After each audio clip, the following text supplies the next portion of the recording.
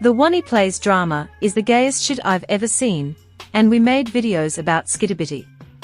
Seeing kids in their dreams skittibitty. But yeah, to get the actually okay points out of the way, Ding Dong and Julian were overworked during the Yik playthrough, because Chris had big ambitious, but they never ended up making the last episode because of that. Also add the fact that Ding Dong and Julian had shit Wi-Fi and wanted to use a physical storage device, but OneyPlays team said fuck you. These are fair to bring up. Here is where we get very delusional with the drama. Ding Dong claims that Chris and the others outed his tubivore fetish, but the only proof is them making a joke about a tuber making Chris horny. This is such a huge stretch, because 1, we have to assume people would know who they are talking about, 2, have to take it seriously and assume someone actually has a tuber fetish, 2 things nobody would have guessed in years till you outed yourself, Ding Dong. Another delusion they talk about is that Smiling Friends is a right-wing dog whistle because the city people becomes violent very easily. Are you kidding me? Just because the people in the show becomes violent over anything that somehow means only Trump supporters can enjoy it. This line of thinking is so damn flawed.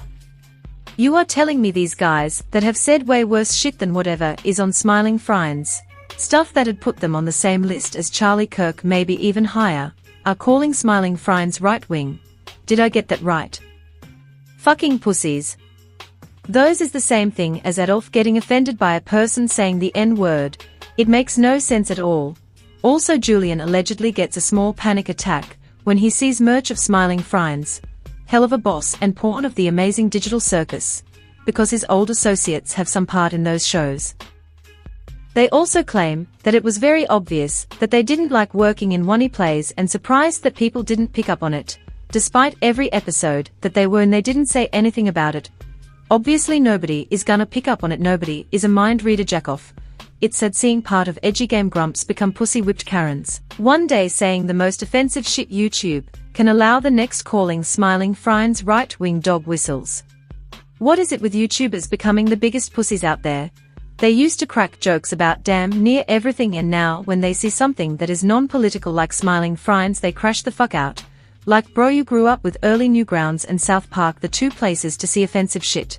Not to mention that you're too afraid to raise your hand because people might think it's a damn Nazi salute as you raise it. I'm more pissed because I'm pretty sure I grew up in the same generation as Ding Dong and Julian. That's why I am pissed about them.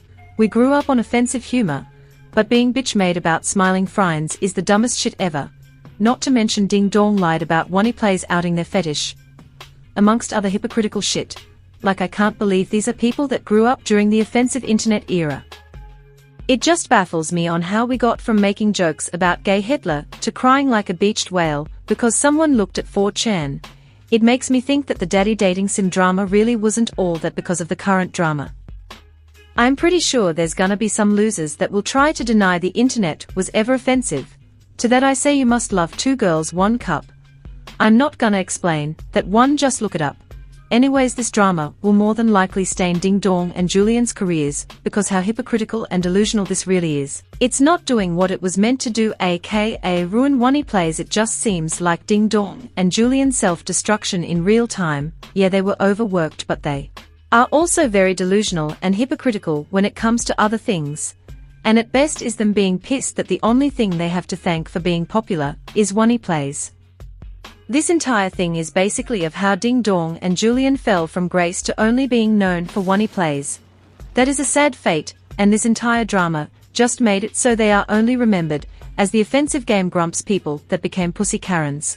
Will this drama get more delusional? Probably, but that's just my take.